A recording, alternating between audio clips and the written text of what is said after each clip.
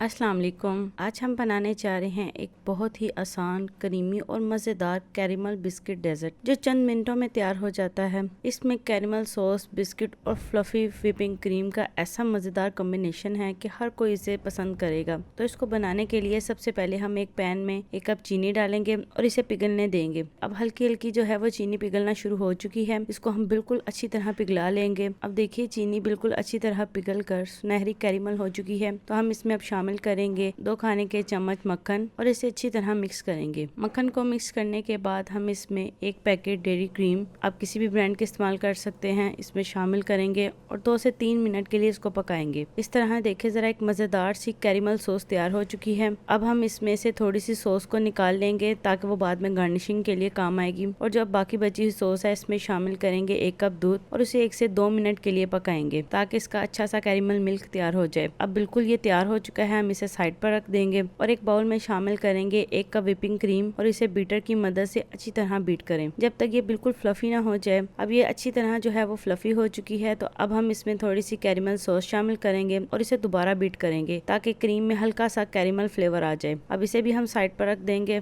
दूसरे बाउल में हम बिस्किट डालेंगे और इसमें तैयार किया हुआ कैरेमल मिल्क डालें और अच्छी तरह मिक्स करें ताकि बिस्किट नरम हो जाए। अब हम एक डिश लेंगे और सबसे पहले कैरेमल किए हुए बिस्किट की तह लगाएंगे। अच्छी तरह हम इस पर बिस्किट की तह लगा देंगे। अब हम इसके ऊपर व्हिपिंग क्रीम डालेंगे और इसको अच्छी तरह सब तरफ फैला देंगे। फिर हम दोबारा सब तरफ बिस्किट की अच्छी सी तह लगा देंगे और इसके ऊपर भी हम व्हिपिंग क्रीम डालेंगे और इसे भी सब तरफ अच्छी तरह हम फैला देंगे। अब व्हिपिंग क्रीम को सब तरफ फैलाने के बाद हम बिल्कुल आखिर में इसके ऊपर शामिल करेंगे क्रश किए हुए बिस्किट और साथ में इसके ऊपर कैरेमल सॉस डालेंगे। इस तरह देखिए हमारा मजेदार क्रीमी कैरेमल बिस्किट डेजर्ट तैयार हो चुका है। इस डेजर्ट को आप थोड़ी देर के लिए फ्रिज में रखें, ठंडा करें और फिर सर्व करें।